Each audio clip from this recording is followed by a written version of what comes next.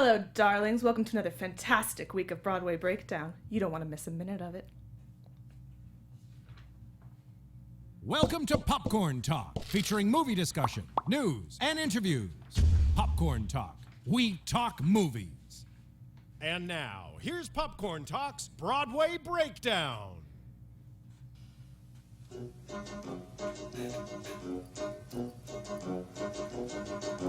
Welcome and bienvenue. Welcome, friend, étranger, stranger. I feel like we just like singing the song. I know. I just want to do Fosse this whole time. The song is a blast. Hello, everybody. Welcome to Broadway Breakdown Week 2 of Cabaret. I am, of course, your host, Phipps14 on Twitter, Instagram. AKA Sally Bowles. AKA Yes. Sally Bowles, darling. Down to the green fingernails. Down to the green fingernails. You gotta go full out. Yeah, you gotta go full if out. you can. If you can afford to. And who are my lovely co-hosts? You want to introduce yourselves, ladies? 1, 2, 3, Jackie B on all platforms. And I am Angela Struck. You can find me on Twitter at @TheAngelaStruck and on Instagram and Snapchat at Angela Struck. And we are here for the film version of Cabaret this week. I know that that's a little confusing considering Joel Grey does both, but that's why we used I'm Coming last week. It's the same song, different person. We're going to get a little bit into it in a second, but we're going to start off our show, of course, with our news this week, which is always brought to us by Robert Diamond and BroadwayWorld.com. So it was announced Jennifer Holliday is going to be returning to the Broadway in the color purple. I'm so excited. Again, I wish I lived in Broadway so I could go live near Broadway. Yeah, lived right. on Broadway. I lived in Broadway. No, Just on the street. lived near Broadway so that I could go see that. Yeah.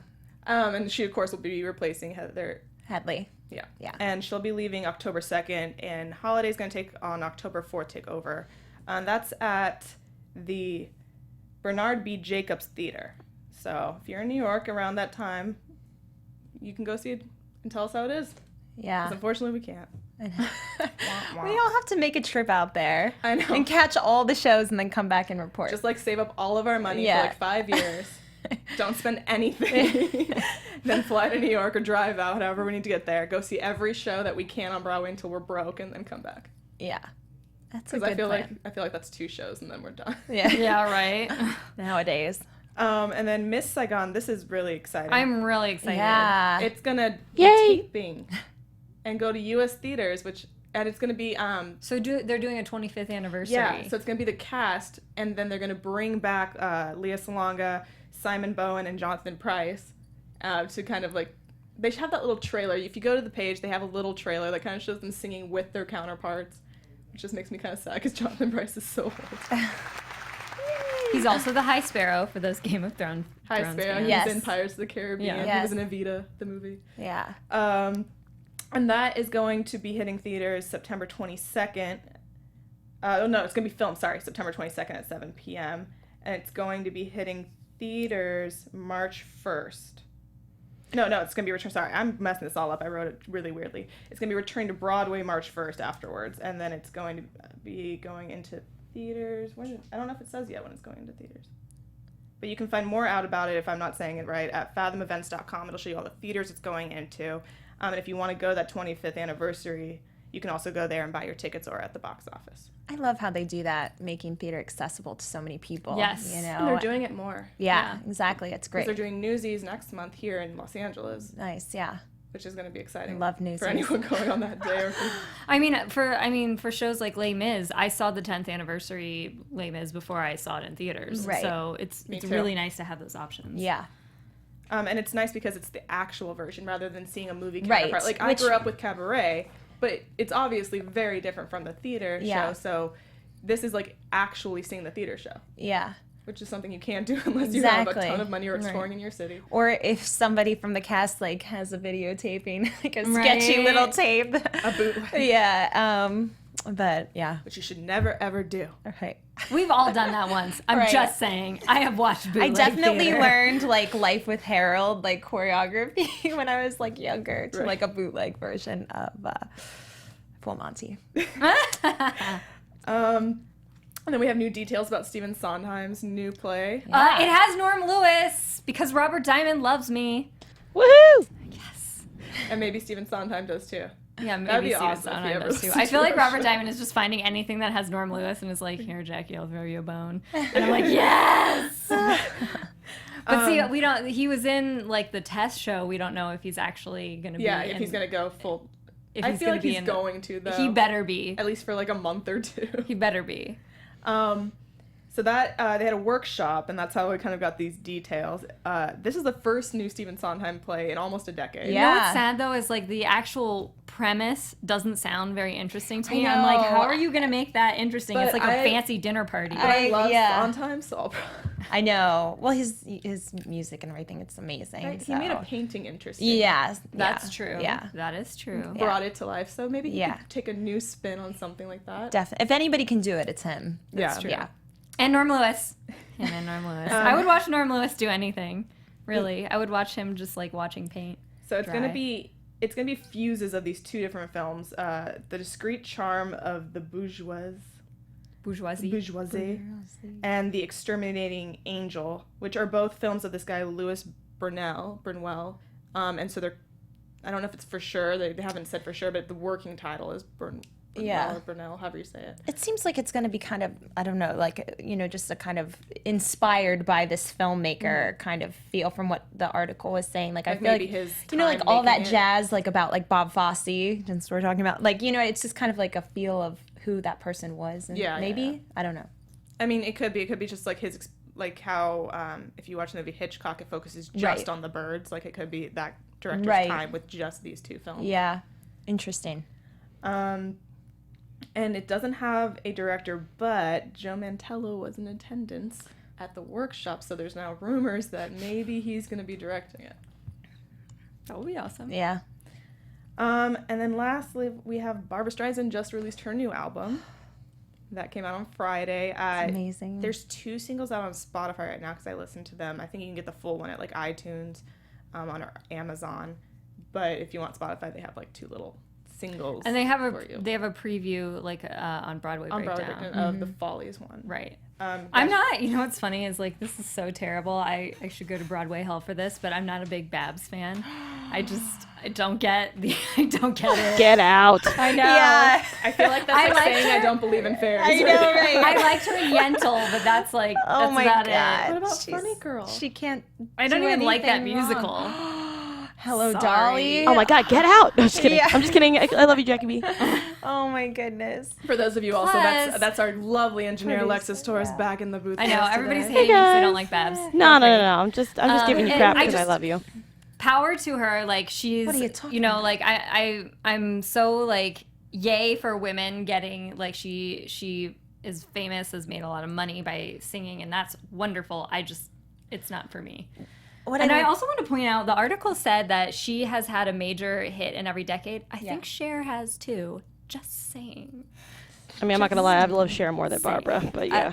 I am like I think what's I amazing. am like a stan for Cher. Yeah. I love Cher. I think what's amazing about Barbra Streisand is she changed the whole game for women as a lead performer. I mean, before her, I think women were kind of coy and, you know, genteel in their performance and not as like strong and grounded and fierce and, you know, not fitting this perfect image and everything. And I think that's what makes her so. Yeah. I love Barbara. Yeah. I'm Barbara over Cher. I love both. but I Yeah, love me Barbara over too. Cher. Yeah. And I'll really quickly just read a list of kind of what the songs are you can find on this because I wrote them down.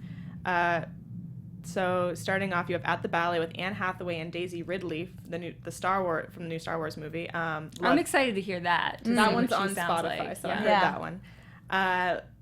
"Loving You" with Patrick Wilson. He went to my high school. Oh, Yeah, his mother was my voice teacher. Aw. Yeah. So my whole high school is like freaking out that he was performing with. Yeah. "Who Can I Turn To When Nobody Needs Me" with Anthony Newley. "The Best Thing That Ever Happened" with Alec Baldwin. Yeah. I'm sorry. Why was Alec Baldwin in don't Rock of know. Ages? Why did Rock of Ages the movies ever happen? That was Why? terrible. It's such a Why? Oh, that's why we're talking about a good movie. musical today. Someday we shall. We like. Okay, you know what? I would love to ask fans what movie musicals or even musicals in general they'd like us to talk about. Yeah. So do tweet shout at it us out. and Like let us know. we can Yeah. change up our lineup. You never Yeah. know. But if it's gonna be Rock of Ages the movie, I'm going to rip it to shreds. Well, we're gonna have to talk about it, John. But we'll both rip it to shreds. It'll be very negative. The musical I love. The movie I'm not sure. We have Yeah. Any Moment Now with Hugh Jackman, which is also on Spotify. That's the other one on Spotify. And Anything You Can Do with Melissa McCarthy, which is interesting. I've never heard her sing. Pure Imagination with Seth MacFarlane. Take Me to the World with Antonio Banderas. I'll Be Seeing You. I've Grown Accustomed to Your Face with Chris Pine. Oh no, he was in. he did a great job in Into the Woods. I don't know, my mind was blanking. And then Climb Every Mountain with Jamie Foxx. And then she also has... That's a weird That one. is Yeah. a weird one, but I am down That's the for one it. What is it saw going to be, like a hip-hop version of, like... I'm down for that. No, Climb Jamie Foxx Every actually has done a Mountain. lot of Yeah, like he's piano That's covers true. and stuff like That's that. true. and he's But actually had I his own can't concerts imagine and him stuff. singing, like, Well, I didn't know what Sound they were of Music. singing. I mean, he was in Annie. I just wanted to bring that up to see another everybody's faces. horrible movie musical. But I don't but wanna he call still that sang pretty Annie. well though. Yeah. Well, no, that's a different type of Annie, but he still sang really well in that. Though. That's true. He's extremely talented, but I just can't see him doing no, that. and I didn't know what song they were singing, but like and when they were still recording all this stuff, I saw because they posted on Instagram a photo of them two being like recording in studio, and I was like, Barbra Streisand and Jamie Foxx are singing together, and I Yeah. didn't know that it was like Broadway. I didn't know anything. That's true. He about did it. Ray. Yeah, That he was did Ray. amazing. Yeah. And then she does 4 other songs. I don't know what time it was. Not a Day Goes By, 50%, and Losing My Mind. Those are just her. They're not compilations. Gosh, that sounds amazing. So go check that out. Buy it. Support Barbara. Not that she needs more money, but she can. Sure. She earned it, you know. She earned it. I can't hate on it. Well, thank you again to RobertDiamondBroadwayWorld.com for giving us this news every week. You can see these stories, more in depth on them at BroadwayWorld.com. So check them out. All right, let's dive into this musical. Woo. So let's talk a little bit about the actors. I'm just going to talk mainly about the 3 main actors. So Joel Grey, MC, and I have a picture of him as well. That will be popped up, I'm sure, in just a second. So he's basically the same MC he was in Yeah. Yeah. The only thing that's a little bit of a bummer to me is that there's not enough Joel Grey, I feel. Yes. Like His part gets a lot. yeah, limited. his part got cut a lot, and then you think I understand that a movie has to be something separate, and I understand that in creating a movie, you have to create something that works for film and not for stage. But I do miss that like through line where the MC is kind of the person that's bringing you through everything, and here you're really just following Sally's story. Right. Right. I definitely, I just think that it's tough because I actually wasn't super familiar with the musical version, as we were kind of saying before. And then reading about it, I kind of really understand why they made those choices, because I just think it's so hard to do the classical musical theater. Here I'm singing to the audience and like presenting all my emotion. It just comes off. They put him in the cabaret because it made sense. Exactly. I think it feels more real, and I think in film things have to feel more real, or they can feel really fake and phony really fast. So I guess I understand why they did what they did, but I see. You know what's interesting is when you think of the movie Chicago, the one with Catherine Zeta-Jones, Yes. et cetera. That movie managed to work the stage numbers in a different kind of way, in which they were like a fantasy Yes. of the people. So there are different, I guess, like techniques, and the one that they chose here was to just put all the numbers in the Kit Kat Club. Well, and Yeah. I think that part of it was too that this movie is definitely a compilation of the theater production and the movie I Am a Camera and the original stories. They kind of tried to smush them together. Yeah. And the MC doesn't exist in I Am a Camera, or in that she works at cabaret, but you never go to the cabaret except for once. So Yeah. to make him work and keep the other story, I think, where she's not really in the cabaret that much. yeah. Also, knowing you cast Liza Minnelli as the lead role, I could also see where it's like you might as well use her to the best of her abilities. Yeah. Yeah, it is funny though, because I do think that Fosse loves this kind of lurking, guide in like Pippin. He did Pippin right afterwards, in the Players, and they're all watching, So I am surprised that I felt like Joel Grey's role was so minimalized, because I feel like that's such a Fosse thing that he would have loved. But, you never know. I mean, maybe, as you're saying, when you have Liza Minnelli, you have to give her enough time of a focus. Yeah. Well, and let's move on to Liza Minnelli a little bit, because this was, I feel, her breakout kind of role. Like, this was where she became, everyone knows her as this role. Yeah, they said it was the first time she ever sang on film. So she had just done theater, of course, before, I guess. And sang with her mom, probably. Yeah. Well, she had been in movies before, but I don't think she sang before. Right, And I have another picture of her, because this is her, like, in the Mine hair, like, kind of my-inspired look of her right now. And then this is the big doe-eyed Julie Garland look right here. Yeah. We were saying how much she looks like her mom. She really does. Especially, it's just the eyes, those big doe eyes. Yeah. Yeah. And she just wears the big eyelashes to they accentuate the big eyes even more. Right? Yeah. They're huge. The makeup in this movie is so interesting because you have everybody with like this very minimal eyeliner, big eyelashes, and then like eyeshadow up to their eyebrows. And then I watched a video because she worked with Fosse a lot to create the look, especially for Sally. And she said that she would just come in and do random things. Like when she cut her hair, she didn't ask him. She went and cut the V into it. And then she's like, look what I did. And he goes, it's amazing. And then he was like, what if I didn't like it? She goes, oh, I knew you'd like it. That's funny. Then you just think she has to wear her hair, like, unless she cuts it shorter, she'd have to wear that V until the rest of her hair grew out. Yeah. I feel like it's just so 70s, like, too, that time period. It's kind of a mixture, because it's right coming off the 60s. Yeah. Because my boyfriend said it was very, like, the makeup and everything, he's like, I just keep thinking of Clockwork Orange. Right. That's true. And then the outfits she Holy wears. crap, I didn't even Twiggy. think about that, Briana. Yeah. Well, you Whoa. can thank Steven. Yeah, I will. The outfits she wears, though, she has that jumpsuit when she sings at the Cabaret song at the end. That's so 70s. Yes. Straight out of the 70s. Yeah. Yes. There's definitely mixtures. And the plunging necklines Yeah. and things that she does, they're very 70s. But I feel like the makeup inspiration is very 60s. Very, Yes. Twiggy. Twiggy, thank you. Yeah.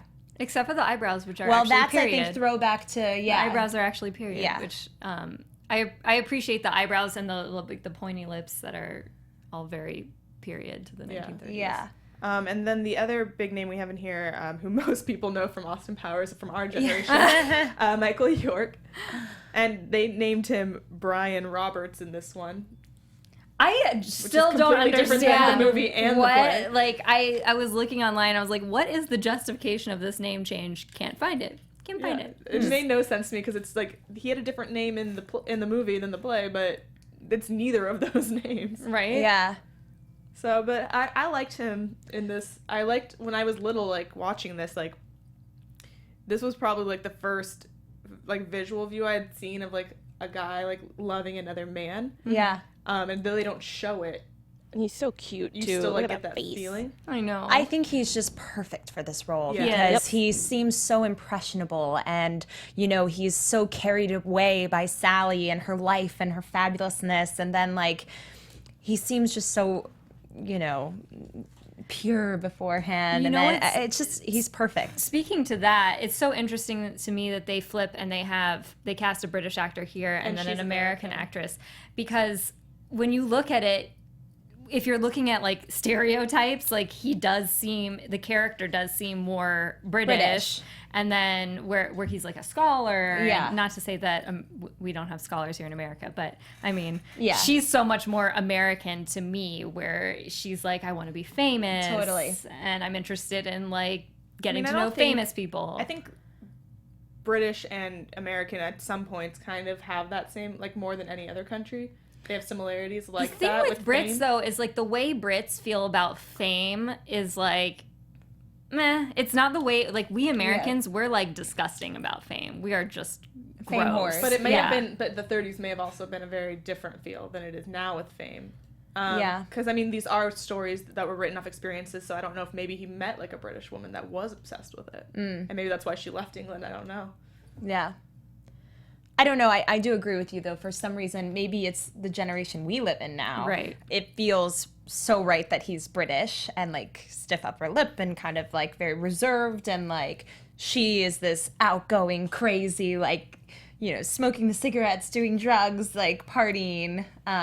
It just feels right. But Yeah. Yeah, no, I see what you're saying. I was just Yeah. kind of trying to see if maybe there was a... Yeah. Okay, then we also, I don't have pictures for these people and stuff, but we do have the entrance of 3 characters that weren't in the play. We have Maximilian von Heune, Fritz Wepper, and Natalia Landauer.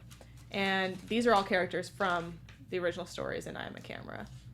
You know what's interesting is like before I figured out that they were characters from I Am a Camera, I was like, I really love the Fräulein Schneider and Herr Schultz storyline from the original, and so I was like, I don't like that they like Fräulein Schneider here is just literally like a Hausfrau, and then Herr Schultz doesn't exist. And I was like, I was so mad about that in the sense that I feel like, I guess we're more cognizant of it now, but in a lot of movies, like old people get treated as like side stories, Stereotypes. Yeah, like they're never cameos. Yeah, they're never like a main interesting plot line, which is what to me is one of the most beautiful parts about the original musical is like you have these older people having this romantic and very like heavy plot line.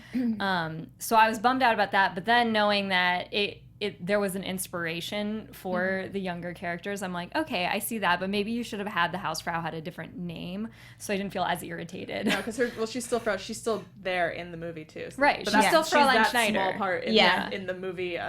But she seems kind of like an idiot. I was like, why in this movie does she seem... Because in the original book she is. Oh, she is? Yeah. Okay. I think that's where they drew that inspiration from. She's like sleeping with Bobby, who's a younger man in the house. He's not the Cabaret Bobby, but he's a younger man in the house. She's sleeping with him. She's making fun of Fräulein Kost. Like, she's very kind of floozy kind of character, that's why last week I said she's so different than the one we see in the play. They made her more, because I'm trying to like figure out, like they kind of take certain aspects from Natalia and Fritz and give them to Schultz and Schneider in the play. Yeah. Okay. That's how I felt, because they made her more reserved, which Natalia is a very reserved person. Yeah. And then they made Fritz like doofy love kind of guy. And I do like the twist, and you'll have to let me know if this is what happens in I Am Camera. I do like the twist that it turns out he was pretending to be Protestant the whole time to save himself, and then here he goes and falls in love with a Jewish woman and is like, well, now I have to... Do I embrace my true identity? Yeah. Yeah, that's right up from the movie. I did appreciate that plot line, because you have the plot line here where you're showing you have this beautiful, fun, like kind of like menage a trois going on, and then you have her house getting like vandalized, and her dog getting killed.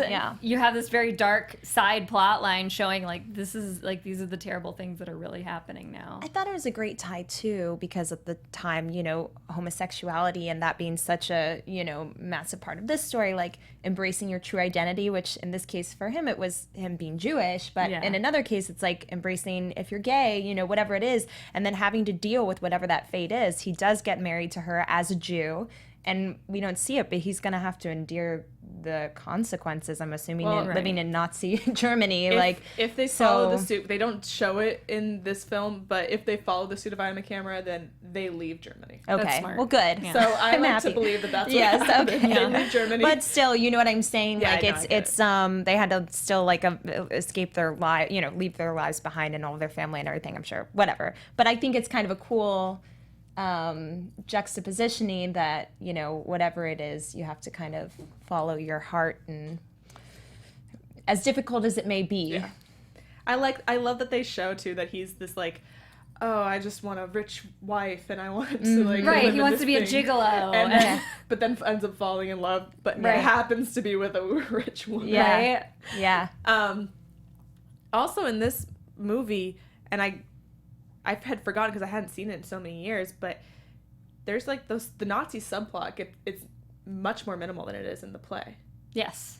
Yeah. It doesn't get forced into your brain as much. Like you're not like, the only part that I feel like I actually get like, besides the dog, is them singing "Tomorrow's for Me" and everyone standing up. Yeah. And, like, That part actually so eerie. made me really mad, because I think part of what we forget looking back at Nazi Germany is the fact that, like, and this is what Cabaret the play does so well, it's like everybody's having a blast, and like, like to compare Donald Trump and Hitler, I'm gonna do it.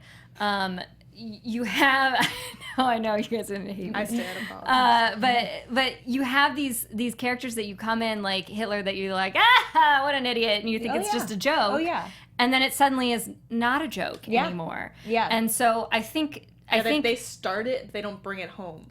Yeah, and I think though the problem I have with Tomorrow Belongs to Me is like they make everyone in that beer garden seem evil. And what it should be is like it should be Brainwashing, you mean? yeah, it should be more like brainwashing or more like see how this happens, and it doesn't happen. Like evil doesn't happen where a guy in a black cape shows up at your doorstep and is like, "Mwah-ha-ha-ha-ha." It happens subtly and it happens like invasively into the culture, and that's how it happened in Nazi Germany. So it was really bothersome to me to just like. I love the start off where you have the guy singing and then you pan down and he's in the Hitler Youth costume. But then you basically like have everyone like bouncing up and like Sieg Heil and like putting up their hands, and I'm like, don't think that you have the like one lone guy who feels uncomfortable, and I was like, really? We only have one guy who feels uncomfortable here? So I think that's so interesting that you say that, because my impression was, actually bringing it back to the Trump situation, is that like people get caught up because they're frustrated with the current situation and they see this as the answer. And I felt like they weren't thinking, we're going to kill all the Jews. Like that wasn't what I felt they were doing at that picnic. I felt like they were embracing Germany, and like they had their beers and they were like dressed in traditional clothes and they were like, yes, we're bringing back Germany. And I think that was their mindset. And then Fosse style is like making it seem like they don't even know And that's what how- they're embracing. That's how I is took the it, impression too. I got. I took it like that, and I also took it as like, because it's one person singing and then one person Yeah. stands up, and then everyone's kind of like, oh, well, they're doing it. Well, I'm going to do it. It's Well, like that now I'm gonna poem, do you it. know, about the Holocaust. Like first they came for this, I didn't say anything. Then they came, and then you know they came for the Jews, and I didn't they say, came for the and Jews, then they I came didn't for say anything me, because I and wasn't a Jew, and then they came for me, and there was no one left to exactly. talk about. So I felt like it was that like they're just like, yeah, go Germany, and nobody was taking it seriously. Nobody was thinking, oh yeah, because actually when Hitler first kind of came to power, he wasn't, you know, so upfront about like He was voted into power. Yeah, exactly. I mean, he wasn't, power. you know, he And then wasn't he became a so dictator. aggressive, Yeah. and then it got worse and worse, and finger pointing and all the propaganda, and slowly, which is It didn't happen overnight. Yeah, exactly. So I really, that's what I kind of loved about that moment, is I felt like people were just so ignorant to what they were embracing and endorsing and like, you know, supporting. I did find it a weird time to kind of introduce the love of them two, of Yeah. the two men. Yeah. I thought like, oh, this is when you wanted to Oh, start see, discussing I them. thought it made such sense because, well, gays were also, you know, persecuted yeah. in that time and killed. So I thought that it was like, here are people sitting here enjoying a beer in the company of, and they don't even know what's happening around them. And I think that that's like what's crazy is it's like the cabaret, like all this stuff, all these lights, all these things going on, and nobody's looking at the source and like what's really happening. I don't know. That was I thought it was kind of really cool that they were just sitting there like two normal guys in this situation where, you know, in only a matter of time they're going to be, you know. The parts I like are the parts where you have the people at the cabaret consistently making fun of like German politics the whole time, and then even more so to me than in the play, because you have them wearing traditional German clothes. They like pull the hats down. Yeah. He takes the mud. Yeah. they're really, really like hammering it home, and then towards the end you have this kind of like watered down. Hope everybody feels good. Okay, now it's awkward. I mean, I liked that because it shows how much the cabaret scene became more and more and more censored by Nazi Germany, to the point where like they didn't have that freedom anymore to be able to speak up against their own government. Yeah. And I did, you know, the music also was another part of this that I really enjoyed, that while they took songs away, because they did take a lot out, but they always had, if you notice, the background, whenever the gramophone's going, it's one of the songs that they took out, playing in an instrumental form. So I liked that like little throw to fans of the show. Like, we're not going to give you these songs. We replaced some of them, but they're here. Yeah.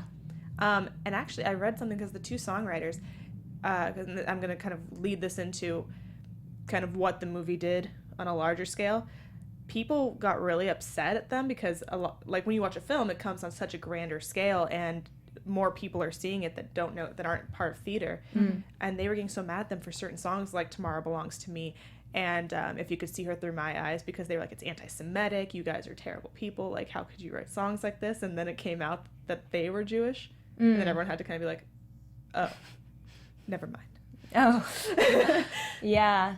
So I thought that was a little weird thing, is it just speaks to our to people in general, like how people are so fast to rush into something, and that kind of speaks to the play too. People were so, like rushing into following this leader because they thought it was going to make a better world for them, and in reality it's a terrible thing. Like even something on a smaller scale of rushing into assuming something about a songwriter when well, that's interesting because, you know, usually people, you know, that are either survivors of the Holocaust or even just Jews in general, are, you know, you want to kind of keep the discussion going. So yeah, those songs are anti-Semitic, but it's in that place, in this context, saying like, this is what happened. You know what I mean? I just hate that's that thing, like, oh, because they're Jewish, it's okay for them to write those songs. It's like, no, the songs are important to have. It's important, exactly. Whether That's what I mean. Jewish They serve this purpose in this show to tell the story.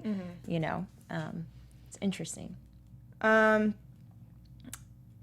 going into that a little bit, because the film, I've always said this before too, because film does reach more people and it affects more people and people that are outside the theater community. Like Wait, so they didn't? I'm sorry. I'm like, they didn't like Tomorrow Belongs to Me because they thought it was anti-Semitic. That's not even true. That doesn't make any sense. That doesn't make any sense. Like people don't always need sense. Yeah, because that song is. Because it's speaking. I think because it's speaking from a Hitler youth, like they were upset. But yeah, I could see that, but the thing is, like, and I said this when we talked about the play, like, that song, when you take it out of the context of putting it in a Hitler Youth person, it's just song. It's a really beautiful song, and it's or just if you a person. Take away just the chorus, the rest of the lyrics, they're just very pretty lyrics. It's really literally just a song about like pride in their country, and so the only thing that makes it kind of like weird in this instance is the context. And so it's like what you had was exactly what you were saying, is like people who were very, very proud of their country, and you know, they thought they were expressing pride in their country, and then that turned into something very, very terrible. Right. No, it's very interesting, but that's so Fosse to have a song that is so beautiful and is so innocent other than the context. I mean, he does that all the time. You know what's funny is it reminds me of Edelweiss. Exactly. And so when you think about Edelweiss, it's used in the opposite way. It's used in kind of like a mournful, like, what has happened to my country kind of way, versus how it's used here. Well, and it's like saying, oh, the Showboat, every song in that, that is racist. Well, yeah, it's to tell the story of what happened at this period, so that this never happens again. Yeah. I mean, but that's just... No, it's interesting. That's just cultures for people to jump on things like that sometimes. Yeah. And to make a big deal out of something that is so positive if you really think about it. Right. And this film also did, like, because the sexual conduct in it took all these risks for that time period, and people were like, I mean, love it. This film was huge, but there was also like so much outrage over like, how could they be doing this? How could they show this? How could they have a threesome? Yeah. I don't really show the threesome. It's heavily implied. I have to make a story about the threesome really fast, because I did grow up watching this film. And like I said before, my mom always never let me watch like PG-13 or rated R, but I could watch Sweeney Todd and Cabaret and all these like dark musicals. And that song was my favorite song growing up. And so I was little, and I'd go to church and stuff with her, and I'd be singing this song. And I asked her about it. I was like, did I make this up in my head, or is this real? She goes, no, you did that. I was like, okay. Because I just imagine her being like, because like all these old women at church probably hear like, two ladies. I like it better with a drag queen, I must say, but that's just because I like everything better with a drag queen. I did like, though, that in this film they took the women and made them look very unattractive. Yes, like very. They almost looked like men dressed as women. Yeah, well, there was one. Yeah, I thought so. The blonde. Yeah. The blonde that's definitely a man. That you can that's definitely a man. The one that she slides in and tells the guy she has syphilis. Right. And then she slides the one woman in with him. That's the man. Yeah. I was like, that guy's gonna have a rude awakening Yeah. later tonight when he takes this woman home. But like talking about like how crazy it was to people, and even though that they were like outraged by certain things they did, it won so many Oscars and was nominated for so many Oscars. It is the top nominated, or was it nominated Most or won? Academy nominations Shin- by a film that did not Not win actually win Best Picture. Win Yes. Best Picture. Yeah. It's crazy. Yeah. Because we have the director, Bob Fosse won Best Director. Liza Minnelli won Best Leading Actress. Joel Grey won Best Supporting Actor, Best Cinematography, Best Film Editing, Best Original Song Score or Adaptation Score, Best Art Direction, Best Sound, and then was also nominated for Best Picture and Best Adapted Screenplay, which it This didn't is, win. this is one instance when we were talking about, like a couple episodes ago, talking about the Les Mis musical where they put in that song, and they are always trying to do like an Oscar grab song. This is one instance where I felt like they wrote a lot of extra songs that were really good. Yeah, Well, And it's that are Tanner now- and Ebb. I mean, they're like the best. well, and it's like the first one. I feel like that when they went and revived it, they brought those songs in Yeah. from the film. 'Cause Yeah. usually they just leave those to the film. Yeah. I don't think Les Mis is going to bring Suddenly in anytime. No. No. I think it's interesting, though, too, because I was reading that Sweet Charity, Bob Fosse had directed like 3 years before the film version of Sweet Charity, and it was a disaster. And I don't think I've actually seen the film version of Sweet Charity, but my guess would be, and you can let us know unless you guys have seen it, but is that maybe he stuck more to the actual score and the actual script from the musical, and maybe that's why he departed so drastically for Cabaret. It was like, that didn't work at all. And maybe, I don't know, I'd like to watch the film and see. Yeah. I haven't seen the film, but I could imagine that. But I mean, then you have Gypsy, which became a very popular film and stuck like Exactly. insanely close Yeah. to the original Yeah. musical. It's always interesting. That's why I love doing these discussions with it kind of contrasting to the play, because it's so interesting to see what they do with it when they turn to film, whether it's good or bad. Yeah. Now, Angela, you weren't here last week, so we discussed our kind of, we call it a diva song moment. It's our song from the play or musical that we just love to sing. Mine Hair. Mine here. I love.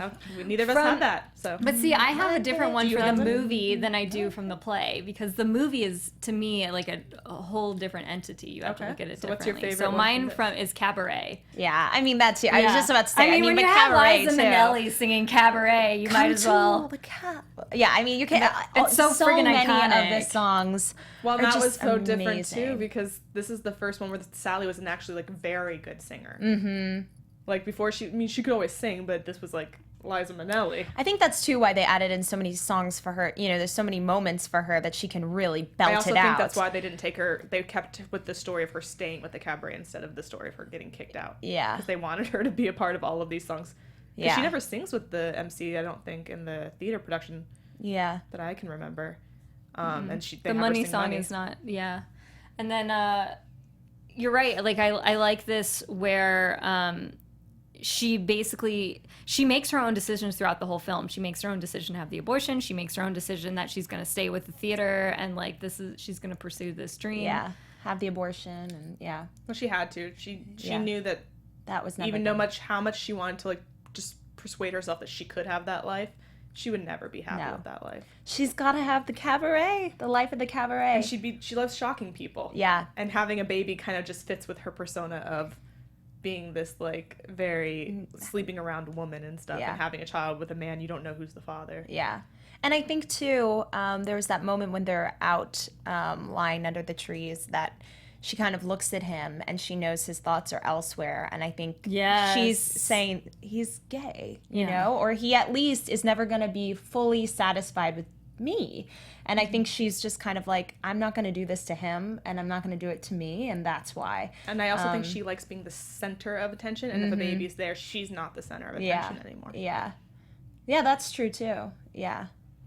I mean, I also love Maybe This Time. I mean, that's her Judy Garland moment. Yeah. I mean, she's like rocking it with Yeah. the Judy Garland. I love how they do Maybe in This Time and this too, where they do the little like cuts into their lives, and like, Yeah. maybe those three girls were just the wrong three girls. Right. Like, you get to see their little love story kind of play out Yeah. fast tracked. Yeah.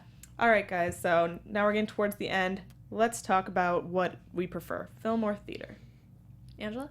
Well, I love the film. I mean, I just think that Liza Minnelli is so iconic in this that it's hard to even kind of compare it, in my opinion, to the theater version, just because I love her voice.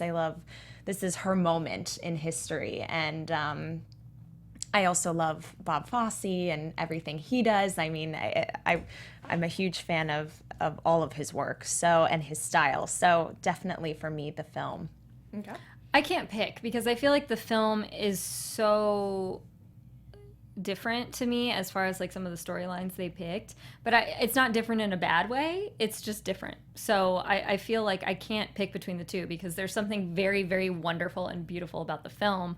But to me, there's something that the theater production does that you can't even really replicate in a film. There's a lot of like audience interaction that you just can't do in a film. So why would you try? So I can't pick. For me, at this point in my life, like being older and I've seen now both, I think I lean a little more towards theater just because I like the darkness the theater brings. But I will always have a huge place in my heart with this film. Like I said, I grew up with this film from like a very young age watching it, and I didn't even know that there was a different version. Yeah. So it's like making a 1% difference in between the theater and the film for me. Yeah. As well. All right, guys. That's the end of our show. We're going to be back next week talking A Chorus Line, the theater production.